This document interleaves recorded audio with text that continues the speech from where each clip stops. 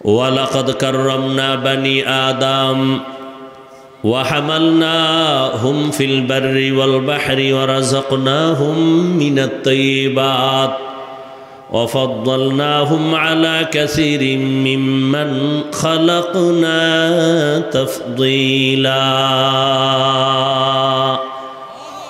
বনি আদম বড় দামি। আল্লাহ তাআলা বলেন, আমি এদেরকে সৃষ্টির শ্রেষ্ঠ মর্যাদা দান করেছি। আমি আল্লাহ এদের জন্য জমিন ও পানির মধ্যে চলার ব্যবস্থা করে দিলাম।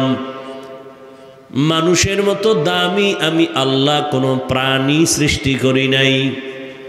নূরের সৃষ্টি ফেরেশতারা 24টা ঘন্টার প্রতিটি মুহূর্ত আল্লাহর গুণগান করে, তসবিহ পড়ে, কিন্তু এরা আল্লাহর আদালতে দামি না। মানুষের আল্লাহ সৃষ্টির শ্রেষ্ঠ মর্যাদা দান করেছেন এবং এই মানুষের জন্য চলার মতো ব্যবস্থাও আল্লাহ করেছেন। আল্লাহ তাআলা বলেন, ও মানুষ, আমি আল্লাহ তোমাদের জন্য নদীর মধ্যে চলতে পারো সে ব্যবস্থাও করে দিলাম। যেই লোহা পানির মধ্যে ফেললে নিচে চলে যায়, সেই লোহা দিয়া মানুষ ব্রেন খাটায়া স্টিমার বানাইয়া ওখানে উঠিয়া এক দেশ থেকে ভিন্ন প্রান্তে ব্যবসার জন্য চলে যায়। আবার আমি আল্লাহ এই মানুষের জন্য খানার আয়োজন করেছি।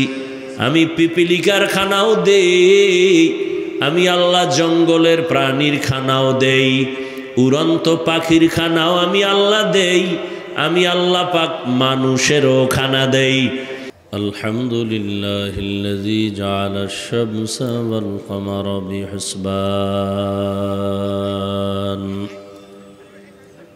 والنجم والشجر يسجدان وفضل زمانا على زمان كما فضل مكانا على مكان وإنسانا على إنسان ونشهد أن لا إله إلا الله وحده لا شريك له لا ضد له ولا ند له ولا مثل له ونشهد أن سيدنا وسندنا وحبيبنا وحبيب ربنا وطبيبنا وطبيب قلوبنا ومولانا محمدا عبده ورسوله أرسله بالحق بشيرا ونذيرا وداعيا إلى الله بإذنه وسراجا منيرا اللهم صل على محمد النبي الأمي وعلى آله وسلم تسليما وبعد فأعوذ بالله من الشيطان الرجيم بسم الله الرحمن الرحيم الرحمن علم القرآن خلق الإنسان علمه البيان وقال رسول الله صلى الله عليه وآله وسلم خيركم من تعلم القرآن وعلمه أو كما قال النبي عليه الصلاة والسلام صدق الله مولانا العظيم وصدق رسوله النبي الأمي الكريم ونحن على ذلك من الشاهدين والشاكرين والذاكرين والحمد لله رب العالمين سبحانك لا علم لنا إلا ما علمتنا إنك أنت العليم الحكيم رب اشرح لي صدري ويسر لي أمري واحلل عقدة من لساني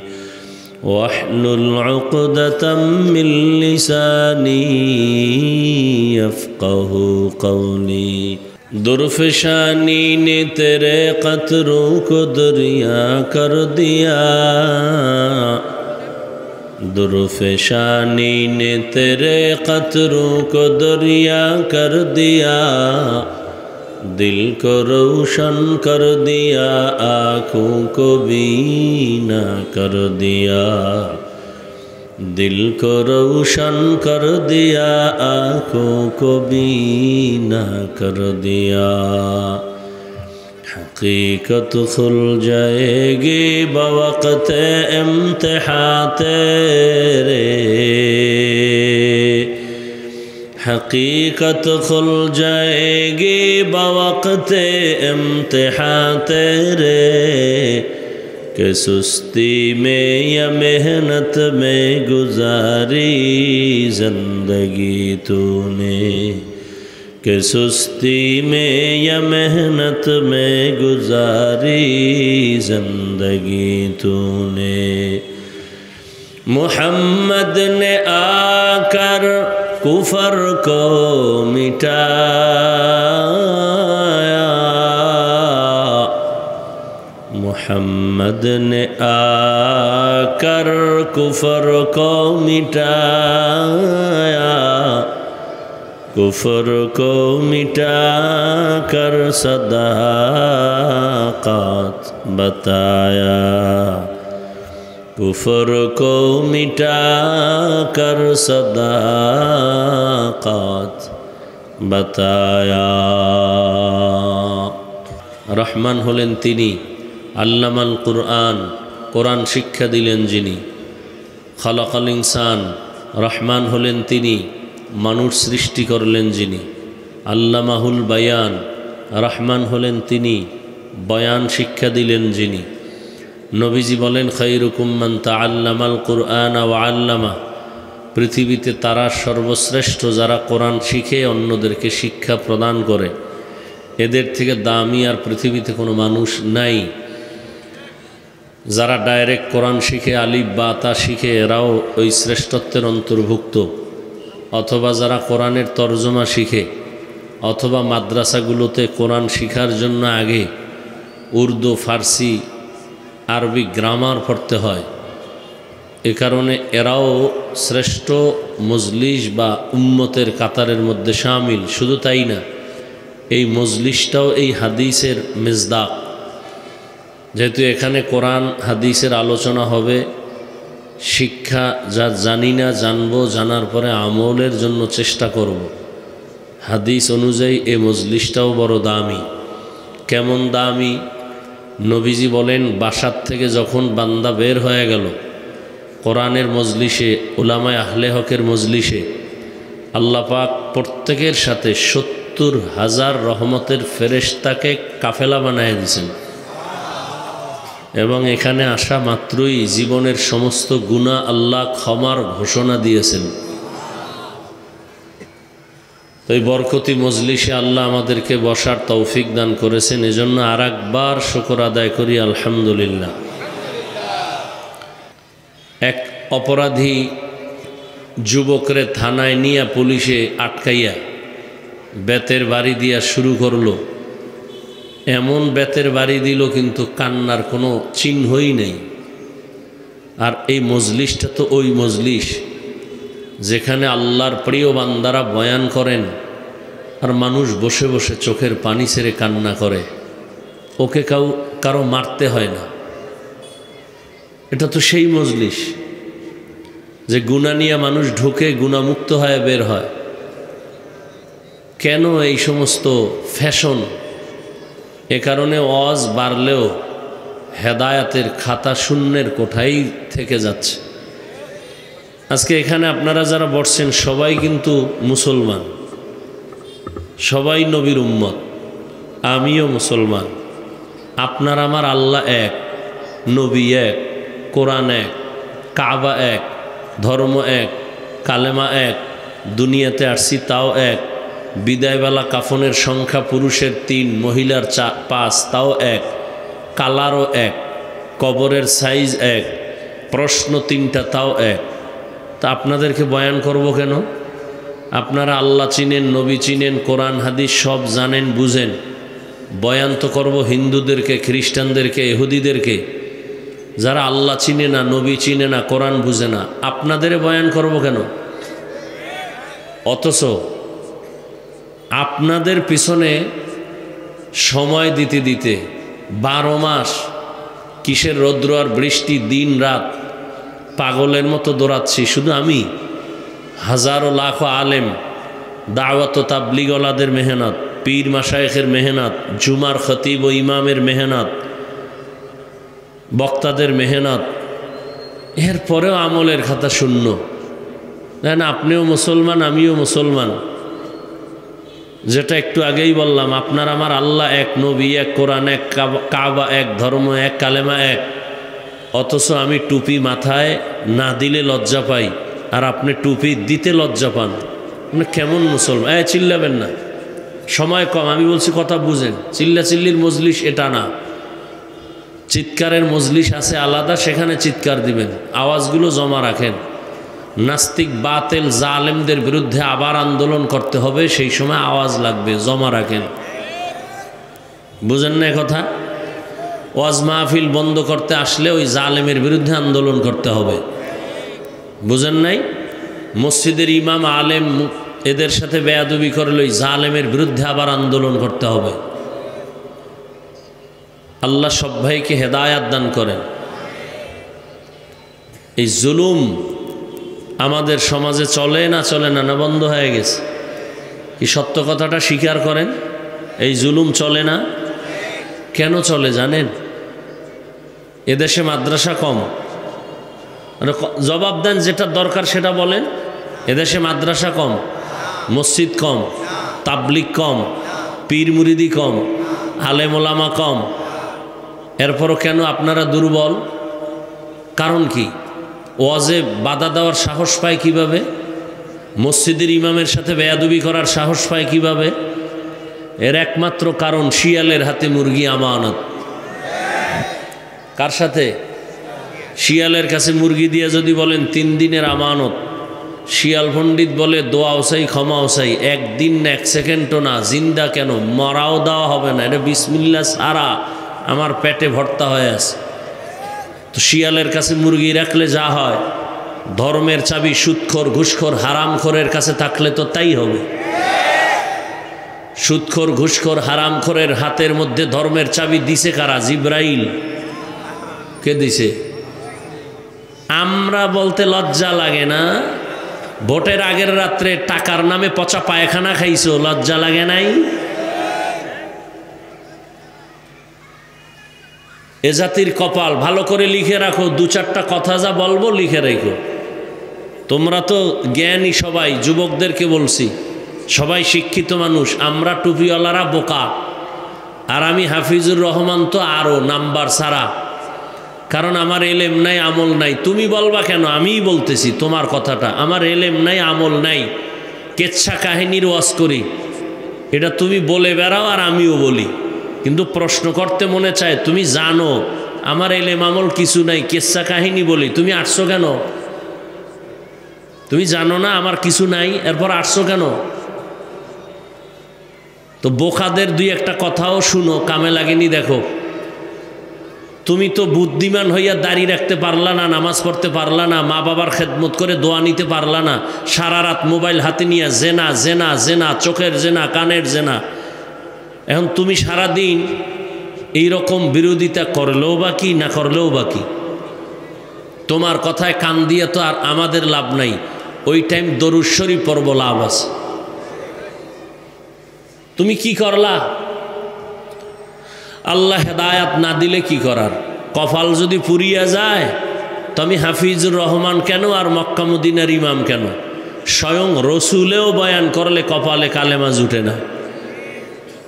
যেই রসুলের চেহারা এক নজর দেখলে জাহান্নাম হারাম, যে রসুলের চেহারার দিকে মোহাব্বতের নজর দিবে তো পেটের ক্ষুধা থাকে না, সেই রসুলকে 13 বছর দেখছে, বয়ান শুনছে, কালেমা পড়ে নাই, কত বড় নিকৃষ্ট বেঈমান। এই বেঈমানের নাম জানেননি আপনারা? কে? কথা বলেন। অন্যদিকে 27 বছরের যুবক তরবারি নিয়ে দৌড়ায় নবীজিকে জবাই করবে।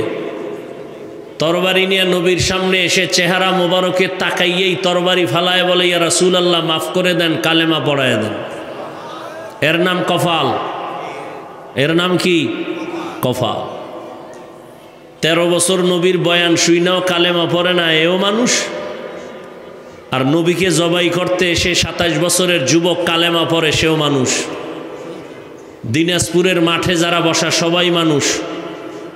সব মানুষ আল্লাহর কাছে দামি না। সব মানুষ কি না? আপনাদের এলাকায় মসজিদ আসেনি? সত্য কথাটা স্বীকার করতে কি ভাবে আছেন আপনারা? অজে আসলে খুব ভাব বেড়ে যায় না? মসজিদ কার ঘর? শুধু দিনাজপুরের দিক না সারা দুনিয়ার? সব মসজিদ কার ঘর? সব আল্লাহর ঘর। কিন্তু বাইতুল্লাহর সমান একটাও না। বাইতুল্লাহর সমান আছে একটাও? আপনাদের এলাকায় গরু আসেনি? কার মাখলুক? আল্লাহর। কিন্তু সব গরু কি এক? মুসা নবীর সাথে যেই গরুর সম্পর্ক, এটা দাম বেড়ে গেছে, জান্নাতে যাবে। আপনাদের এলাকায় কুকুর আসেনি? কার মখলুক? সব কুকুর আল্লাহ বানাইছেন, আল্লাহর মখলুক। কিন্তু হাবে কাহাফের সাথে যেই কুকুরের সম্পর্ক, ওই কুকুর জান্নাতে যাবে। আপনাদের আশেপাশে পিপিলিকা আছে নাই? কার মখলুক?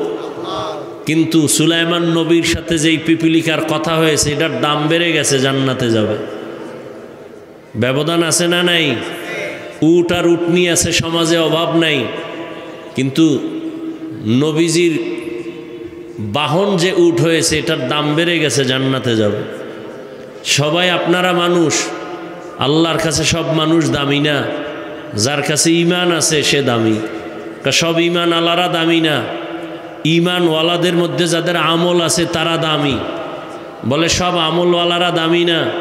যাদের আমলের মধ্যে তাকওয়া আছে তারা দামি।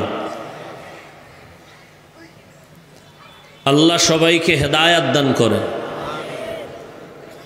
অনেক দিন ধরে এই প্রচারণা চলতেছে, দিনাজপুরের মাঠে বয়ান হবে। অনেকে আসার নিয়ত করেও আসতে পারে নাই। জরুরি কোনো কারণে আসতে না পারলেও সওয়াব পেয়ে যাবেন। আর এক দল আসছে ঠিক, কিন্তু এই বেহেশতের প্যান্ডেলে ঢুকতে পারে নাই। এরা ওই মহিলা প্যান্ডেল তওয়াফ করে, কেউ বা দোকানে ঘুরে আর আড্ডা দেয়, তাজা তাজা কবিরা গুনাহ করে। ওই যে কফালের ওয়াজ করছি না, এ কফাল। আর একদল প্যান্ডেলে ঢুকেও তার কফাল বেশি সুবিধা না, গজবের মোবাইল সামনে নিয়ে কলবের দরজাকে বন্ধ করে রেখেছে। এর কফালও বেশি সুবিধা না। দোয়া করি আল্লাহ হেদায়াত দান করুন। ওয়াজ উপলক্ষে মার্কেট, খেলনার দোকান কত ভংসং শুরু হয়ে গেছে। 2-1 ঘন্টা ওয়াজ হবে, এই জন্য আর মার্কেট কেন? আবার সেখানে খেলনার দোকান কেন? আবার সেখানে বেপর্দা নারী পুরুষ ঢুকবে কেন? সারা দেশের এই হালাত। আল্লাহ দেশ ও জাতিকে হেদায়াতের দৌলত দান করেন। তো আল্লাহ পাক রব্বুল আলামিন মানুষ বানাইছেন। এই মানুষকে আল্লাহ সৃষ্টির শ্রেষ্ঠ মর্যাদা দিয়া বানাইছেন, বানাইয়া দেন নাই, দিয়া এরপরে মানুষ বানাইছেন। ওয়ালাকাদ কাররামনা বানি আদম ওয়া হামালনাহুম ফিল বাররি ওয়াল বাহরি ওয়া রাযাকনাহুম মিনাত তাইয়্যিবাত ওয়া ফাদ্দালনাহুম আলা কাসীরিম মিম্মান খালাকনা তাফদীলা। বনি আদম বড় দামি। আল্লাহ তাআলা বলেন, আমি এদেরকে সৃষ্টির শ্রেষ্ঠ মর্যাদা দান করেছি। আমি আল্লাহ এদের জন্য জমিন ও পানির মধ্যে চলার ব্যবস্থা করে দিলাম। মানুষের মতো দামি আমি আল্লাহ কোনো প্রাণী সৃষ্টি করি নাই। নূরের সৃষ্টি ফেরেশতারা 24টা ঘন্টার প্রতিটি মুহূর্ত আল্লাহর গুণগান করে, তসবিহ পড়ে, কিন্তু এরা আল্লাহর আদালতে দামি না। মানুষের আল্লাহ সৃষ্টির শ্রেষ্ঠ মর্যাদা দান করেছেন এবং এই মানুষের জন্য চলার মতো ব্যবস্থাও আল্লাহ করেছেন। আল্লাহ তাআলা বলেন, ও মানুষ, আমি আল্লাহ তোমাদের জন্য নদীর মধ্যে চলতে পারো সে ব্যবস্থাও করে দিলাম। যেই লোহা পানির মধ্যে ফেললে নিচে চলে যায়, সেই লোহা দিয়া মানুষ ব্রেন খাটায়া স্টিমার বানাইয়া ওখানে উঠিয়া এক দেশ থেকে ভিন্ন প্রান্তে ব্যবসার জন্য চলে যায়। আবার আমি আল্লাহ এই মানুষের জন্য খানার আয়োজন করেছি।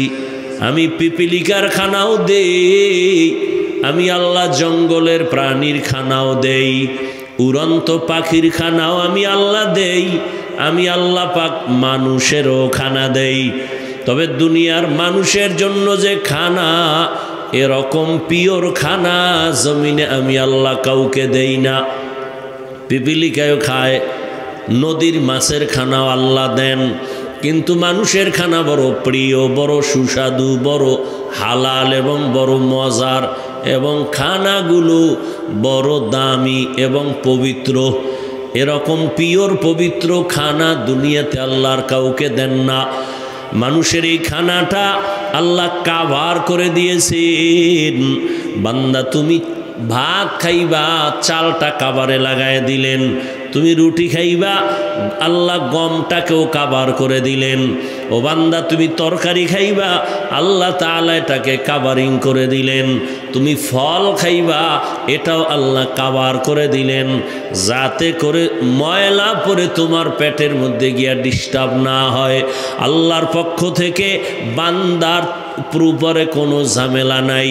যত ঝামেলা মানুষ কষ্ট পায় খানা দানায়, এর পেছনে ঝামেলা করেছে নিমক হারাম মানুষ। মাছ পিওর, কাবার দিয়ে দিছেন। গোশত খাবা, কাবার দিয়ে দিছেন। দুনিয়ার সব খানা কাবার করা। ভেজাল যদি থাকে, নিমক হারাম, মানুষ ভেজাল ঢুকিয়েছে, আল্লাহ না। এজন্য আল্লাহ কোরআনে বলেন, ইন্নাল ইনসানা লিরাব্বিহি লাকানুদ, মানুষ বড় নিমক হারাম। মানুষ মানুষের ক্ষতি করে, এর থেকে আর নিকৃষ্ট মানুষ কে হবে? অথচ ওই যে সুলাইমান নবীর পিপিলিকার কথা বলতেছিলাম, যে সুলাইমান নবী জমিন থেকে 9 মাইল উপরে সিংহাসনে মদিনাতুল মুনাওয়ারা থেকে যাচ্ছেন। তার বাতাস হলো সিংহাসনের চালিকা শক্তি। গর্তের পিপিলিকার আওয়াজ, পিপিলিকা বয়ান করতেছে, ইয়া আইয়ুহান নামলু দুখুলু মাসাকিনাকুম, এই পিপিলিকারা ভেতরে ঢোক, আশ্রয় নাও, বিপদ আসতেছে, মরে যাইবা। সুলাইমান নবী 9 মাইল উপর থেকে শুইনা ফাতাবাসসামা, নবী হাসলেন আর সিংহাসনকে বললেন, নিচে ল্যান্ড করো। নিচে ল্যান্ড করলেন। পিপিলিকার নামে আল্লাহ সূরার নাম দিয়ে দিলেন, পিপিলিকার সূরা, সূরায়ে নামল।